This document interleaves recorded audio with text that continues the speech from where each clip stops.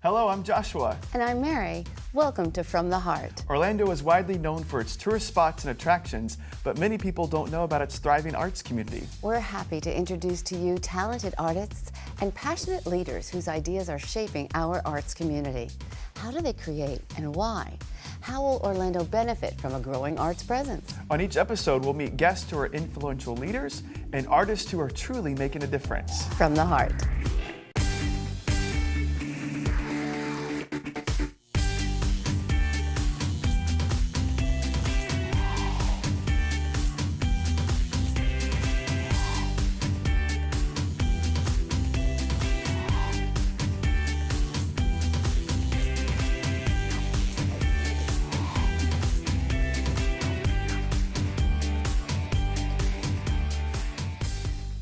Hello everyone, welcome to From the Heart. I'm Joshua. And I'm Mary. And we're excited to bring to you all that's new and good when it comes to the arts in Central Florida. Today we're talking with David Schillhammer, Executive Director of the Orlando Philharmonic Orchestra.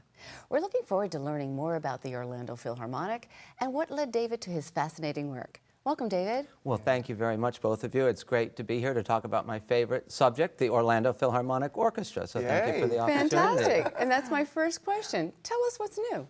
Well, the Orlando Philharmonic is a thriving, healthy, artistic, and financial organization that serves the Central Florida community very, very well. Our mission is to foster and promote symphonic music through excellence in performance, of course, education, and cultural leadership. So that mission statement was drafted in the year 2000, reaffirmed in 2007, and stands the test of time till today. We have four core values which guide the Orlando Philharmonic, and they may sound a little dry, but you can always go back onto your core values when things go awry and you're not sure what to do. So the first core value of the Philharmonic is to put the musicians first. We have a shared musician governance structure with the musicians of the Orlando Philharmonic. This is unique in the orchestral world. In fact, our bylaws mandate that 25% of the positions on the board of directors be filled by musicians from the orchestra. 5 musicians serve on the administrative staff, and a musician board member must serve on every committee.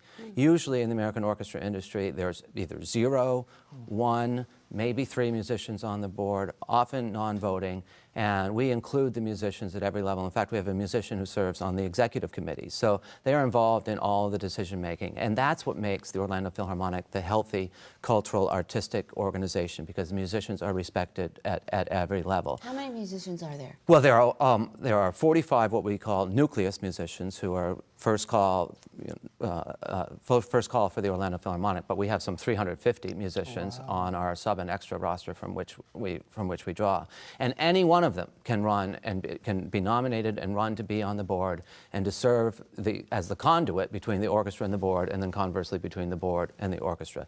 It's all to keep the conversation healthy, and actually the core value is open and honest communication at all levels. So that grounds us.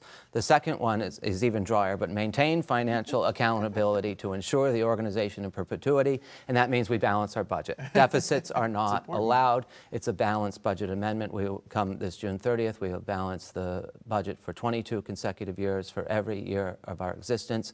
I defy you to find another American orchestra who has done that. We have one of the largest endowments in Central Florida at $4.5 million, and we have a cash reserve of some $300,000. So, balancing your budget is not, your mission or anything like that. But if you're not balancing the budget, if you're not in a healthy financial position, then you can't create. You can't make music. You're artists who budget without a deficit. I'm impressed. So that is. Can we sit on that core value for a second? Why do you have a $4.5 million endowment? Why do you have a cash reserve? Why have people bought into the vision and the artistry of the Orlando Philharmonic? Well, people want the Orlando Philharmonic to be healthy. They want it to succeed, not only on an annual basis, but to be sure that we're here forever. And so giving to the endowment provides that sort of permanency, that we carry with us every year. We don't spend the endowment. Of course, in some years, we don't even take the interest off of it if we've had a healthy year. So our whole point is try to build the endowment to be as large as possible so that we can grow the institution artistically. It feeds the orchestra. Orchestra. We've had tremendous ticket sales sets. People are so passionate about our musicians and our music making, so that we have huge number of subscribers and a huge number of donors who fuel us forever. Our third core value is commitment, passionate commitment to community. And we are Central Florida's resident professional orchestra. We seek to be nothing else than to serve this community, and we do so primarily through artistic collaboration. I'm hard-pressed to think of a cultural organization or even some social service organizations with whom we've not had some sort of collaboration. It's making the touches in the community that makes us a healthy organization and makes us a healthy community. So we're committed to reflecting the diverse community in which we live. And the last one, you're nothing if you're not excellent. So artistic excellence and innovation is our fourth core value. Maybe it should be our first, but wherever it falls is that we must strive for excellence. We must be innovative. We must be relevant. We must be looking at trends, and we must be flexible and malleable to change in any situation. And so those are the items that I always fall back to. Well, what should we do about this? Well, let's go back to our core values and see how that decision is reflected. And your mission I'm so statement. impressed you know them all so well. Well, I live by them. Executive director can articulate I know, they that. should. I live by them, and they guide us. But, you know, all of that is well and good. But the fact is that we perform over 125 concerts a year. It is mind-boggling, really, when you stop and think about it, because there are only 365 days in the year. So we're a very, very busy orchestra. Here in Orlando? Here in Orlando. You know, some in the region, but, you know, in this general geographic region. You know, it's not just the subscription concerts and the Pops concerts and the opera performances that people know and love as well. It's this slew of educational activities that we do. I'll just touch on one, although I'd love to touch on all of them. The first is our young people's concerts. We do 30 young people's concerts for 60,000 elementary school students in Orange and Osceola County. In the case of Orange, it's all 3rd, 4th, and 5th graders. Osceola, it's 5th graders. So we developed this educational-based, curriculum-based, Sunshine Standard-based musical program that we present to the elementary school students. What year did the Orlando Philharmonic begin? 1993. 1993. 93. Do you have any musicians who saw you as young people when you...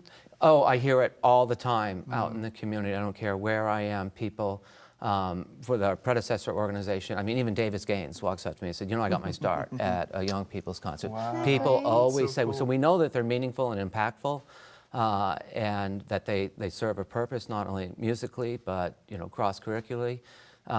So we're really, really proud of the content, and the musicians give these concerts.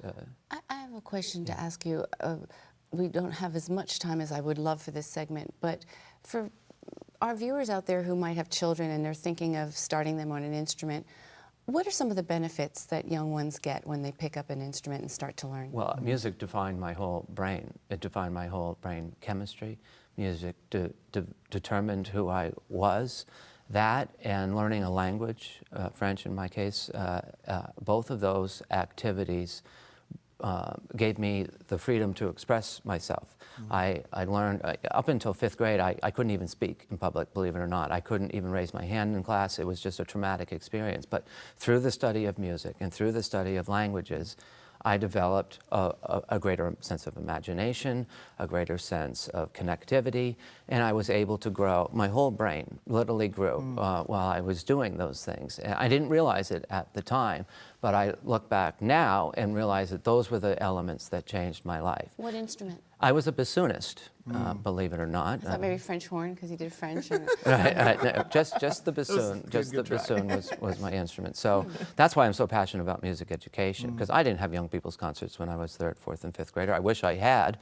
But, you know, there is an absolute spark, whether it's our Tiny Tots for preschool children, Notes in Your Neighborhood, which are in school or after school, Symphonic Stories, which provide theater and music, the young people's concerts, whatever it is, we try to touch every age group to give them that opportunity to see what I call that spark in their eyes. These are often children who might not otherwise have the opportunity, and when we have our instrument petting zoos there, so they can play percussion or they're playing an instrument, boom, you can see the lights go off in their imagination. It is such a rewarding experience, even from 2-year-olds, 2 to 4-year-olds for our Tiny Tots preschool program. They get it. They can name every instrument in the orchestra by the time they're 4 years old, and I had to go to college for that. So they really are sponges and absorb the information, and they think we're rock stars. They think that we are, we are these famous musicians that are out there, and we are.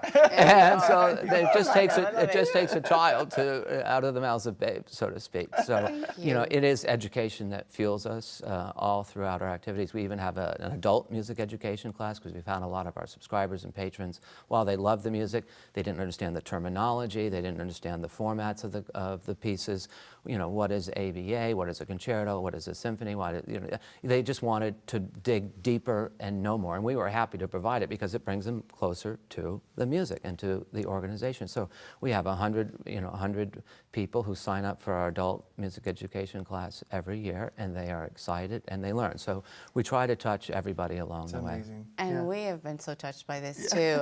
We're going to come back and talk more with you. Thank you so much for everything you've just packed into this. This has been great. Thank you very much. Thank you, David. Right. Thank you for watching From the Heart. We will continue our conversation with David and learn about his journey to the Orlando Philharmonic Orchestra. Stay with us on From the Heart.